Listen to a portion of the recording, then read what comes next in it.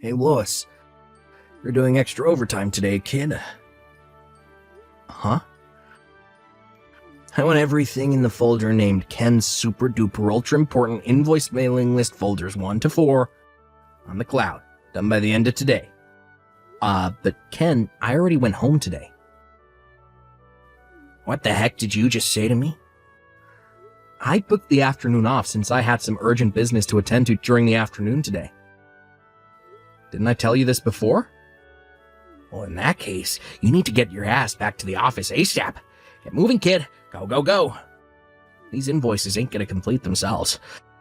I just spent a whole frickin' 5 minutes putting the work I want you to do into a separate folder, so you're gonna make damn sure you get to work on it the moment you get back to this office. I don't care whether you have to stay till midnight. I want everything in that folder doing today. I'm sorry, Ken, but there is no way I'm gonna be able to do that. What did you just say to me, boy? I'm on the train right now. Huh? The train? I'm heading out to Denver for a relative's wedding. What? What in the devil's name do you think you're playing at, boy? You don't get to disappear off to Denver without telling me. I'm your senior at this company. I have a bunch of documents I need to hand in to the client by first thing tomorrow morning, you idiot. Are those the ones the boss asked you to send to the bakery we just signed the contract with? What was the name again? Bread Zeppelin. So what if it is? That contract is totally outside my area of responsibility. And even if I was able to help you, half a day isn't enough for me to familiarize myself with the nature of the work to the degree that I could complete it to a satisfactory standard in adherence with corporate compliance procedures. But I'm sure you knew that already. Basically, you're trying to force your work onto me like you always do, right? Do your own work yourself. Who the heck do you think you're speaking to, boy? I'm your senior at this company. Do you hear me? Your senior. Don't you think getting to work on those invoices would be a more efficient use of your time than trying to pressure someone both unqualified and unable to do your work for you? Like I just said, you're gonna do it for me whether you like it or not. This is an order from your direct superior. Ken, how many times do I have to tell you? You might have been here longer than me, but you're not my superior. Besides, it's my day off tomorrow too, so it'd be much quicker if you just did it yourself. Who knows, if you get to work now, you might still make the deadline. I'll be arriving at Denver soon, so I'm heading off. Bye, Ken. I ain't done speaking to you, kid. Don't screw me around, boy. It'll be the last thing you ever do. You got some nerve to disobey me. Do you have any idea who I am? I'm the son of the leader of the Aryan Brotherhood. My dad runs this neighborhood. If you disobey me, my gang leader dad will not take this lying down.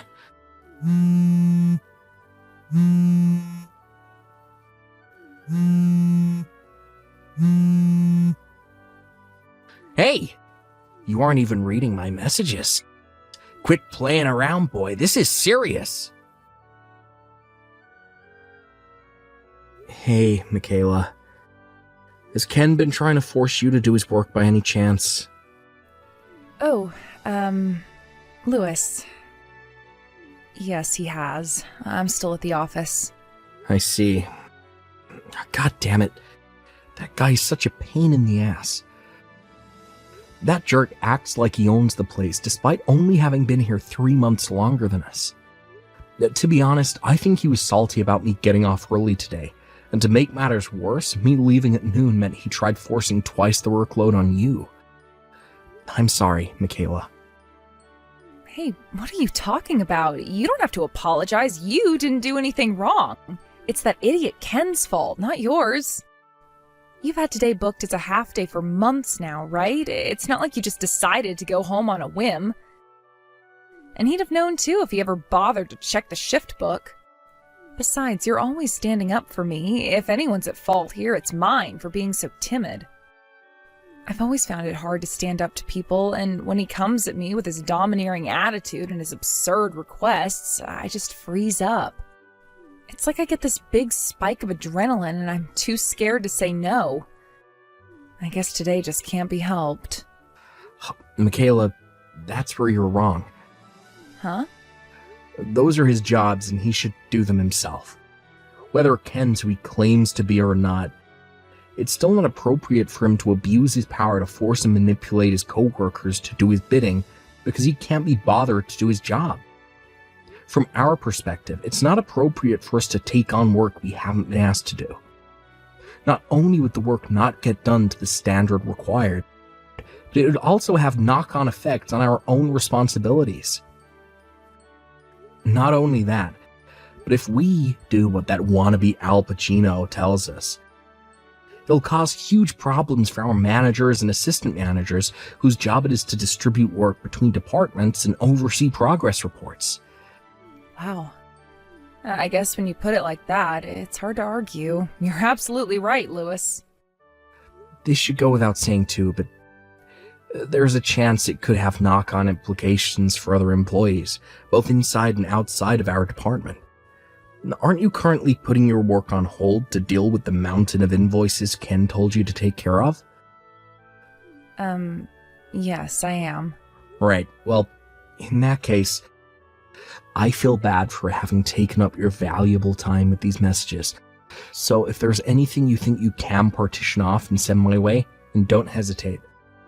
I'll have whatever you send me done as quickly as I can. Wait, what? It just so happens that I'm currently in possession of a company laptop that's been okayed for use outside the company HQ.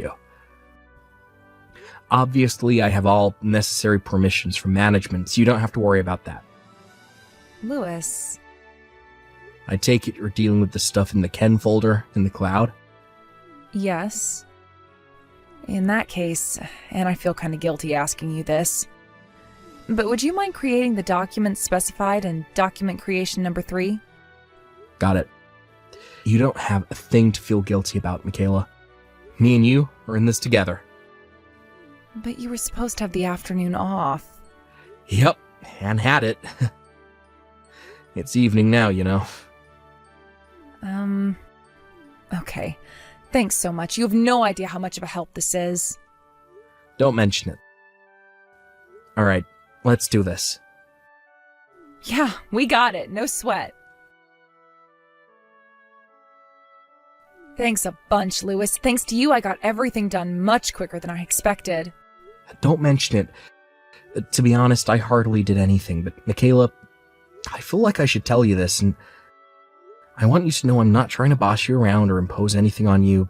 I'm telling you as a friend.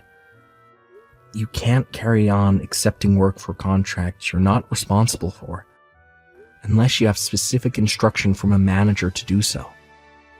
You might have gotten by without any issues so far, but it's only a matter of time before something blows up. I won't go over the reasons again. You already know why, right? All the stuff we discussed earlier. Yeah, right. I know. It's not that I don't understand, and everything you said earlier made perfect sense to me. But Ken says he's the son of the leader of the Aryan Brotherhood. I have no way of knowing whether he's telling the truth or not, and when I think about the off chance that he is, I kind of just shrink in fear. He does have tattoos on his arm. Have you ever seen them?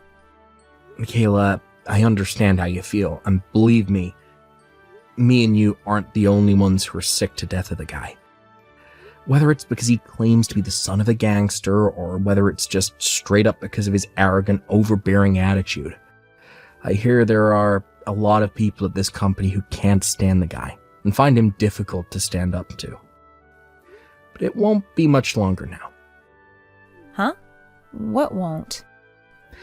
I have a feeling things will be moving in a much more positive, real direction soon. Lewis? What are you talking about? Just hold out a little longer, Michaela. Okay? Hey, Lewis. I saw you in the changing rooms. This morning, when I was getting changed in the locker room, I caught you staring at the tattoos on my arm. Oh, you mean those cheap-looking barbed wire and skull and crossbone tattoos on your forearm and hand? Cheap-looking? What the hell did you just say? Those are nothing but stick-on tats, right? You know, the ones that kids play with.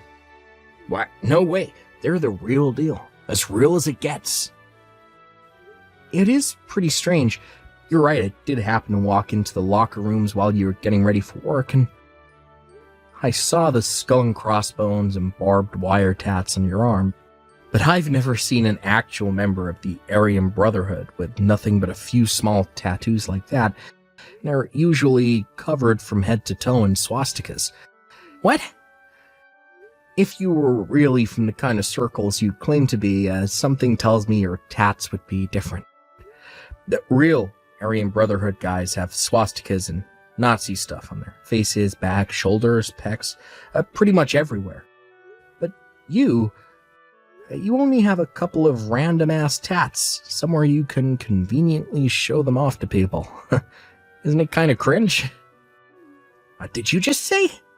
Cringe? Yeah. Using children's stick-on tattoos to intimidate your coworkers is definition of cringe. Besides, I'm pretty sure claiming to be a gangster is against company policy. Children's stick-on tattoos? What the hell are you talking about, asshole? Company policy? God damn it, you better stop with this crap or I'll... Don't make me mad, kid. Ugh. Yeah, company policy. I can't believe I'm actually about to explain something this simple, but here I go anyway. Company policy refers to written guidelines that outline the practices and procedures of a business. If you break the rules, you get fired. Fired? Yeah, fired. Now, if you are actually in a gang, it'd probably be wise if you stopped going around the office bragging about it to anyone who will listen to you before you end up getting fired. Of course, only if you actually are the son of the gang boss. What the heck? How do you know all this, and why would you say my tats are stuck on? It's hardly rocket science, Ken. As for the tats, I've been used to looking at tattoos ever since I was a kid. Wait. Used to looking at tattoos since you were a kid? What's that supposed to mean? Who are you, Lewis? Oh, looks like I already used up half my break talking to you. I didn't even eat my lunch yet. Catch you later. Hey, Lewis, I hope you're doing well. Would you mind if I asked you a question? Hey, Michaela, sure. Go right ahead. What is it? Is it just me, or does Ken seem way quieter and more subdued today? Or rather, he came back off lunch break. It's like he's a different person. I know you said to me before you thought things with him would be improving soon. Does this have anything to do with that by any chance? I guess you could say it does. What did you do? Well, my great-grandpa was a tattoo artist for over 80 years. By the end of his career, it was said he had tattooed over 10,000 people. I found his job super interesting, and he often let me watch him work. Basically, I'm really, really used to looking at tattoos, which means I can spot a fake straight away. Huh? A fake? Yeah. Did you ever play with those stick-on tattoos at school? I think he's using those to try and intimidate people at work. I called him out on it. Then I warned him of the dangers of claiming to be a gangster at work. That's all. Wow, you did all that? And now he's barely saying a word to anybody. Wait, that means... that he's probably not the son of the gang leader. And it was all nothing but a huge pack of lies from the get-go. What the hell? I think we should all just carry on doing our jobs as usual for the time being. Somehow or other, I have a feeling this still isn't over, so I just want to sit back and watch how things play out for a little while more. To be more specific, my hunch is that he's still the same old domineering jerk who thinks he's better than everyone, who's only being quiet because he's afraid of getting in trouble. I suspect he'll start sucking up to me from now on because he knows he can't take advantage of me, while continuing to throw his weight around with everyone else. Right, yeah, that makes sense. It would be amazing if his attitude really did improve. Oh, listen to this. So, the CEO came to me with an issue he's been having. The CEO? Yeah. I don't know if it's because he's younger than Ken, or whether it's because of his kind, gentle personality, or well, a bit of both. But apparently, Ken's attitude towards him is super contemptuous and disdainful. What is it? Louis? Who are you? Crap, sorry, my phone battery's about to cut out. Catch you tomorrow, Michaela. Okay. See you tomorrow, Louis. Sleep well. Ken? Where are you right now? Huh? Oh, I was just having a little smoke break. I'll be back soon, I promise. I see. Reception asked me to pass on a message. Reception? Why would reception want me? There are 40 gang members in the lobby demanding we hand you over to them. They friends of yours? That's the message. Oh my god. What? Apparently they're all waiting in the lobby for you. Oh, what the hell did you do, Ken? Oh, no. No way. Like I'd be friends with people like that. I knew it. So you're not the son of the leader of the Aryan Brotherhood, after all. It was never anything but a lie, was it? Fine, I admit it. I lied. It was a big fat lie. Of course it was. Look, Louis, I know this looks bad, but you gotta hear me out here. I might have said some things that aren't true to you and the guys, but when you said all that stuff to me before, I realized what I was doing was wrong, so I stopped. Please, you gotta help me. Won't you do something to get rid of them? Use your connections or something. My connections? Don't play dumb with me, Lois. I got you figured out. You have history with the criminal underworld, don't you? The criminal underworld? What have you been sniffing, my dude? I'm just a regular guy. No way. No. You're lying. You have to be. You're the one they're demanding to see, so you're the one who should go out and deal with them. Wait. Actually, I lied. I wasn't having a smoke. I'm in the toilet. No, Louis, it's kind of embarrassing. I don't want to have to tell you this, but I have chronic diarrhea. I'm exploding like Mount Vesuvius all over the toilet bowl, and I just realized there was no toilet paper. Oh, really? That's quite the unfortunate situation, huh, Ken? Well, in that case, I'll have no choice but to go and see them myself. Please, I'm begging you. Oh my god, it's just splattered everywhere. Hey, Louis, Louis, sir, help me. What's wrong? It's the Aryan Brotherhood. They're here to get me. Oh, you mean the 40 guys from just now? I suppose you could forgive the girl on reception for mistaking the 40 mean-looking guys covered in swastika tattoos waiting in the lobby for gang members. And in a sense, she was right. Half right. You see, it turns out that 37 of them are actually ex-convicts and gang members who came today to rent out one of our vacant offices to deliver a workshop to the local youth about the dangers of getting involved with gangs. The remaining 3 were a completely unrelated group of your clients, here to talk to you about the situation with your ongoing contract amendments. Since they went out of their way to come and see you, I thought I'd do my part and lead them to the toilet. Yeah, I know, damn it. They caught me when I bumped into them on my way out. Oh, is that so? I felt awful about them waiting so long in the lobby, so I'm glad they finally found you. Great timing. No, it was not great timing at all. The Aryan Brotherhood caught me. They said they were taking me to a gang member rehabilitation facility. Sure, what's the problem with that? You're a gang member, after all, right? Look, the truth is, the guys who showed up today are part of an organization called Homeboy Enterprises. They provide rehabilitation programs for gang members and ex-cons and teach them the skills required to live a decent, honest life in regular society. Their chairman is also one of our clients, so you should really be more careful with your language. And they didn't catch you. They came to see you. Came to see me? Hasn't the CEO told you yet? As of today, you were officially dismissed from the company. What? Actually, he did say that, but I thought he was just kidding. Oh my god. Oh yeah. How could I forget? You've been treating the CEO like crap, haven't you? Huh? How do you mean?